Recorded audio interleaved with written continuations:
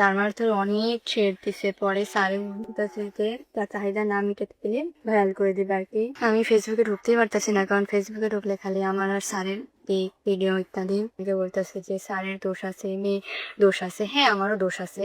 কথাটা হচ্ছে কি, আমার যে বর্তমানে যে ভিডিওটা ভাইরাল হয়েছে স্যারের সাথে, স্যারে আমার একটা জিনিস দিয়ে ছেড়তেছে, বাট কি নিয়ে ছেড়তেছে ওইটা আমি বলতে পারতেছি না, কারণ ওটা হচ্ছে পার্সোনাল। আমার ফোন দিয়ে স্যারের কল দিয়েছিলাম, কল দেওয়ার পর তার বউ ধরছে, তার বউ ধরা অনেক কথাবার্তা শোনাইছে, ঠিক মতো পড়াশোনা করো, আর এই নাম্বার কল দেওয়া। আমি আচ্ছা ঠিক আছে একদম মনে পরে আধা ঘন্টার মতো আমার পড়াইছে, বাট আমার দিকে কেমন কেমন করে যেন তাকাইতেছিলাম। আমিও মনে মনে সন্দেহ করছিলাম যে স্যারের আজকে মনে হয় ওইসে কাম। তারে আমাদের মানে জোর করে হাতে প্ল্যান করছে, স্যার আমি মাপ চাই, আজকে না প্লিজ মাপ চাই। ভিডিওতে বললাম যে কে ভাই কে ভাই, ওইটা আমি মানে কি বলবো, এমনিতেও আমি অনেক পরিমাণে ভয় ছিলাম স্যার আমার সাথে কি করতেছে না করতেছে আল্লাহ আয়োজন দিচ্ছে। হে গাইস, আসসালামু আলাইকুম, কেমন আছো সবাই? আশা করি ভালো আছো। বাট অনেকে বলবা যে আপনার মুখে সালাম মানায় না, বাট আমি বলি হ্যাঁ, আমি ফেসবুকে ঢুকতেই পারতেছি না, কারণ ফেসবুকে ঢুকলে খালি আমার আর স্যারের এই ভিডিও ইত্যাদি।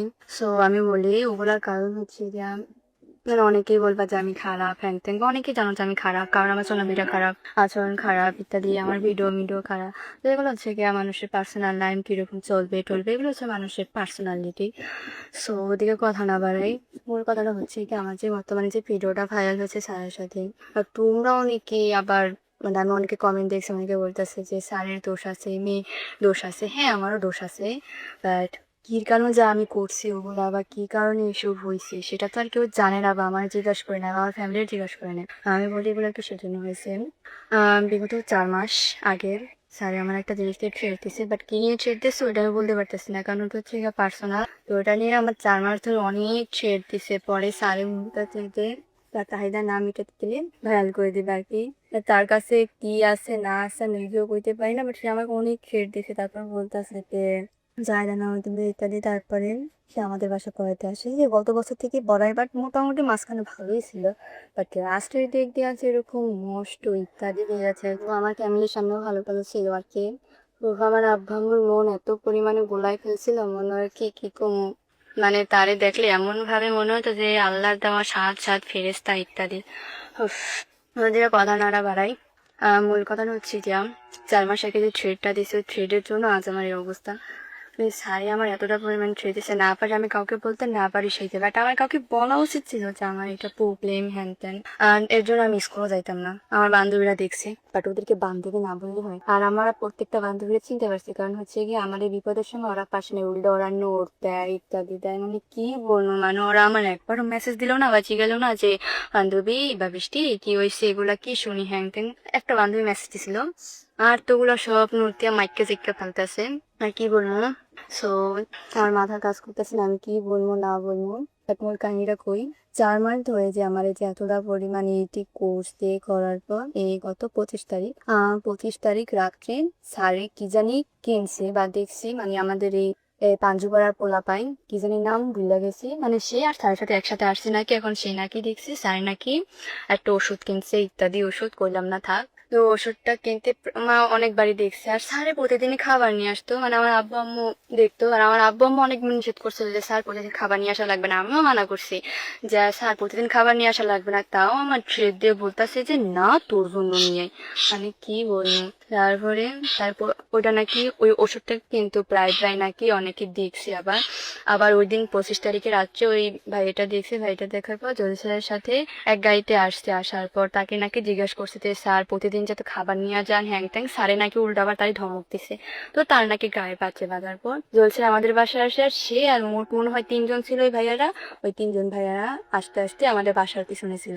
আর ওই দিন হচ্ছে স্যার অনেক লেট করে আসছে, আর স্যার মনে হয় কল দিছিল 7:55 বা ওতে কল দিছিল আমার ফোনে, বাট আমি ধরতে পারিনি। পরে আমি আমার আম্মুর ফোন দিয়ে স্যারকে না সরি আমার ফোন দিয়ে স্যারের কল দিয়েছিলাম, কল দেওয়ার পর তার বউ ধরছে, তার বউ ধরা অনেক কথাবার্তা শোনাইছে, ঠিক মতো পড়াশোনা করো, আর এই নাম্বার কল দেওয়ার বলছে আচ্ছা ঠিক আছে একদিন মনে। সো তারপরে আবার স্যারে প্রায় 5-6 মিনিট পর আমার কল দিছে, বলতেছে যে নাতি যান আইতাছি। আমি বলছি স্যার অনেক লেট হয়ে গেছে, কালে মনে হয় 8:30 বেশি বাজে। আমি বলছি স্যার লেট হয়ে গেছে, এখন আজকে আসা দরকার না। কয় না আমি আজকে আসবো। তো স্যার আসলো। তারপরে প্রায় 1 ঘন্টা বেশি হয়ে গেল, তার আর খোঁজ খবর নাই। তারপরে 9:35 না জানি 33 বাজে ওই টাইমে স্যারে আইসা বাসায় উপস্থিত হয়েছে। কি জানি কি জানি নিয়েছিল ওই দিন, মনেও নাই আমার।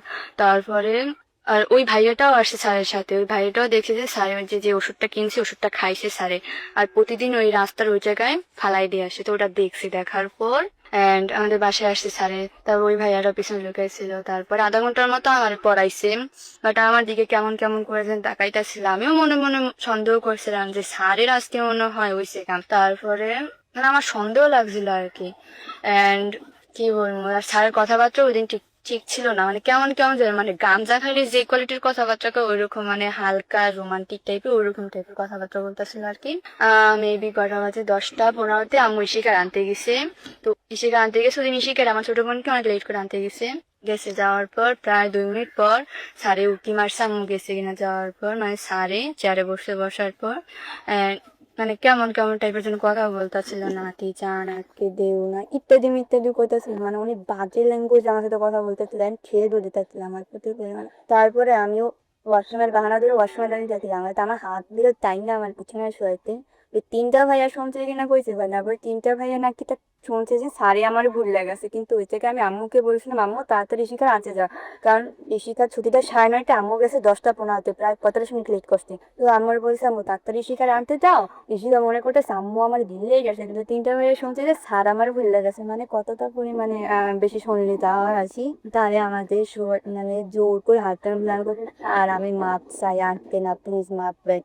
তারপরে সে আমারে জবর খেস্তি পইরা, মানে কি বইটা ও কেরা আমারে ব্যাগ টাচ করতেছে, তারপরে আমার প্যান্টে হাত দিবে তিনি কি বই ও জায়গায়, তোমরা তো ভিডিওতে দেখছো।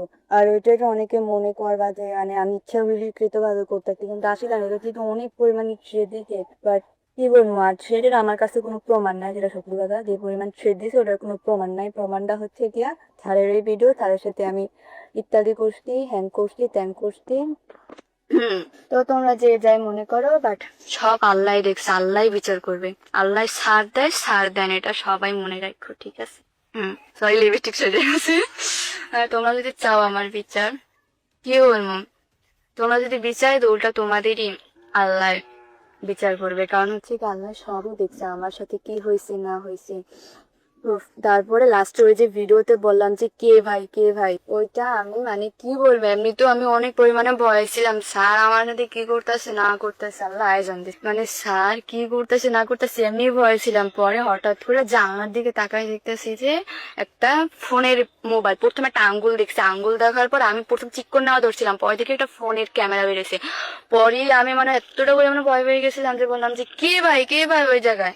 তারপরে বাট আমার একটা জিনিস বাইচে গেল যে স্যারে তেমন কিছু আমার সাথে করতে পারে না। এন্ড মানে ওই 3টা ভাইয়া যদি না থাকতো আমার লাইফ ওই জায়গায় ধ্বংস হয়ে যেত, এমনিতে লাইফ শেষ, কারণ আমার আব্বু এসব জানার পর আমার পড়াশোনা অফ করে দিয়েছে, সবকিছু অফ করে দিয়েছে, ঘর থেকেও বেরোতে পারতেছি না, লোক সমাজের মুখ দেখাতে পারতেছি না, মানে সবকিছু অফ হয়ে গেছে। তো একটাই কথাই বলবো, আল্লাহ দেখছেন, আল্লাহ ছাড় দেয়, ছাড়া দেয় না।